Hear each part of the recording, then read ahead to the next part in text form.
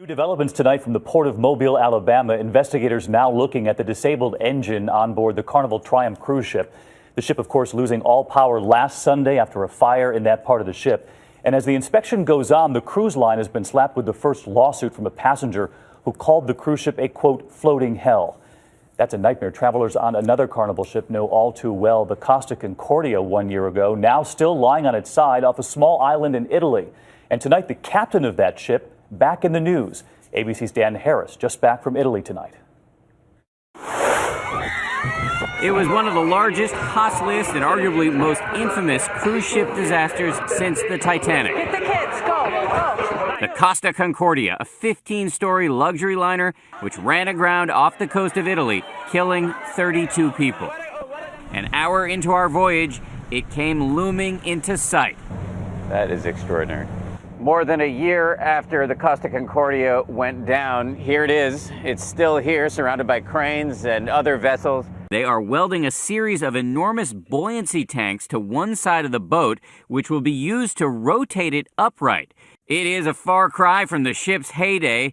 Her captain, a made-for-TV villain named Francesco Scatino. By the time Captain Scatino got around to issuing the abandoned ship order, the vessel was in chaos, with people pushing one another to get onto the lifeboats, and some of them jumping to their deaths. Meanwhile, Captain Scatino was long gone. He later said he tripped and fell into a lifeboat.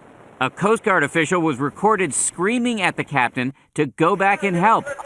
Damn it, he said, go back on board.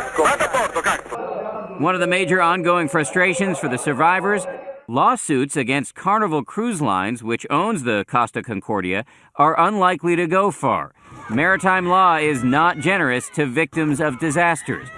Lynn Kalin collected just over $9,000. It definitely doesn't cover the stress in our going to psychiatrists and things like that, and all of our belongings on the ship. And we're still living with it. So what has become of the man who is allegedly to blame for this accident? Since the crash, he's been publicly defending his actions. And here's the kicker. He is now suing the cruise company to get his job back. I don't understand how someone that has done what he has done could even consider him working for the industry ever again.